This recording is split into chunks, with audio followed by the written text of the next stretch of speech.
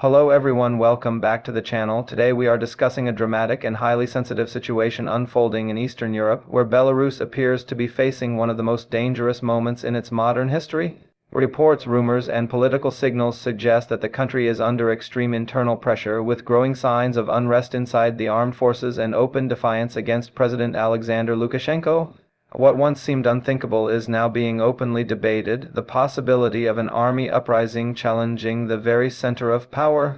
Belarus has long been known as one of the most tightly controlled states in Europe. For decades, President Lukashenko ruled with an iron grip, relying heavily on loyalty from the military, police, and intelligence agencies. The system was built on obedience, fear, and a strong promise of stability, but stability can crack when pressure builds for too long, and today many believe those cracks are turning into deep fractures. The roots of this crisis go back years. Widespread dissatisfaction among citizens grew after disputed elections, economic stagnation, and international isolation. Protests were crushed, opposition leaders were jailed or forced into exile, and the government doubled down on repression. While the streets were silenced, resentment did not disappear. It moved underground, spreading quietly through institutions that were once considered untouchable. The military, traditionally seen as loyal to the president, is now at the center of attention. Soldiers are drawn from the same society that has been struggling under economic hardship and political repression. Many come from families affected by low wages, inflation, and limited opportunities. Over time, the gap between official propaganda and lived reality became impossible to ignore, even inside the barracks. Recent developments suggest that sections of the armed forces may no longer be willing to blindly follow orders. Whispers of disobedience, refusal to act against civilians, and internal disagreements have surfaced. While the government denies any division, the intensity of its response hints at deep concern. Sudden reshuffles in military leadership and increased surveillance within the ranks point to a leadership that feels threatened. One of the key factors driving this tension is the growing fear of being used against the people. Soldiers are trained to defend the nation, not suppress their own citizens. As memories of violent crackdowns remain fresh, many within the military reportedly struggle with moral and ethical dilemmas. The question they face is simple but dangerous. Should loyalty to the president outweigh loyalty to the nation? International pressure has also played a major role. Sanctions have weakened the economy, limiting resources for both civilians and the state. Military budgets, benefits, and living conditions have reportedly suffered. When loyalty is maintained through incentives and privileges, economic decline can rapidly erode that loyalty. Discontent grows faster when promises can no longer be kept. Another critical element is Belarus's complex relationship with Russia. For years, Lukashenko balanced between asserting independence and relying on Moscow for political and economic support, but this balancing act has become increasingly difficult. Some in the military are uneasy about being drawn into regional conflicts or becoming a tool in broader geopolitical struggles that do not serve Belarusian interests. The idea that Belarus could be forced into decisions against its own national will has alarmed many officers. A sense of lost sovereignty, combined with internal repression, has fueled anger. If the army believes the president is risking the nation's future to preserve his own power, the loyalty that once seemed unbreakable can collapse rapidly. Reports of an uprising do not necessarily mean tanks on the streets or open warfare, at least not yet. Modern coups and military revolts often begin quietly. They start with refusals, internal coordination, and strategic waiting. Silence can be more dangerous than noise because it signals planning rather than chaos. The government's reaction has been swift and harsh. Increased arrests, tighter control over information, and aggressive messaging aimed to project strength. State media insists that the army remains fully loyal and united. However, history shows that such messaging often appears strongest just before a system begins to unravel.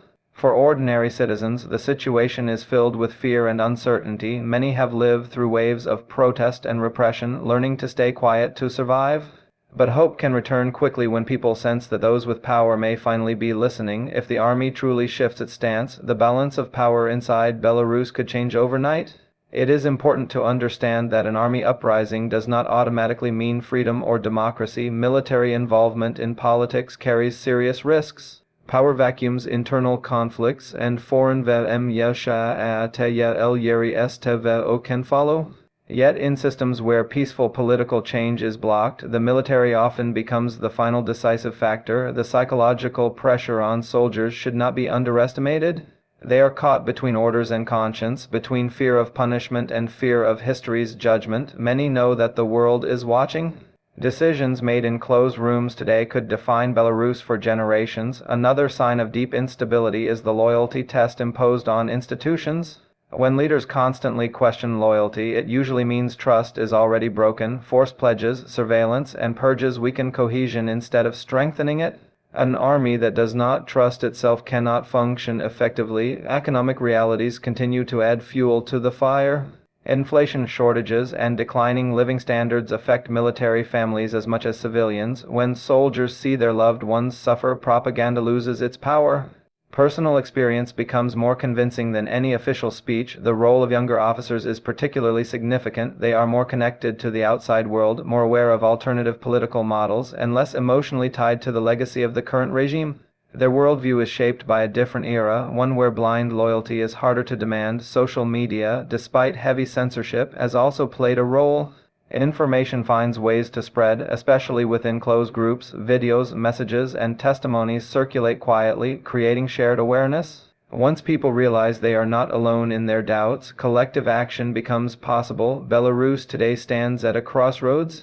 One path leads to deeper repression, isolation, and dependency. The other leads to uncertainty, risk, but also the possibility of change. The army's position at this moment is crucial. Whether it remains a shield for the president or becomes a voice for national interest will shape everything that follows. History offers many examples where regimes collapse not because of mass protests alone, but because the military refused to act against its own people.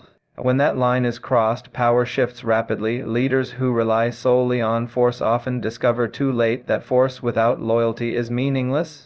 For now, much remains hidden behind closed doors. The true scale of dissent within the Belarusian army is unknown. What is clear, however, is that fear has changed sides. The government appears increasingly defensive, while the population watches closely, waiting for signs.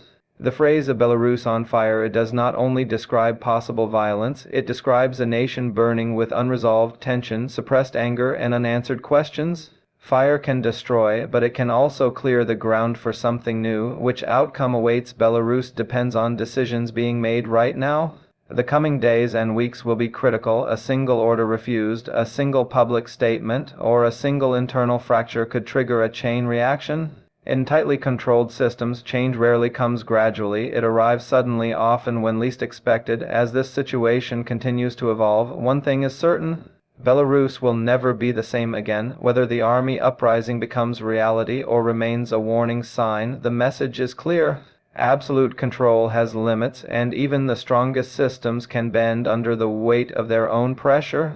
We will continue to watch these developments closely, because what happens in Belarus does not stay in Belarus. It affects regional stability, international politics, and the future of an entire generation. The world is paying attention, and history is quietly taking notes.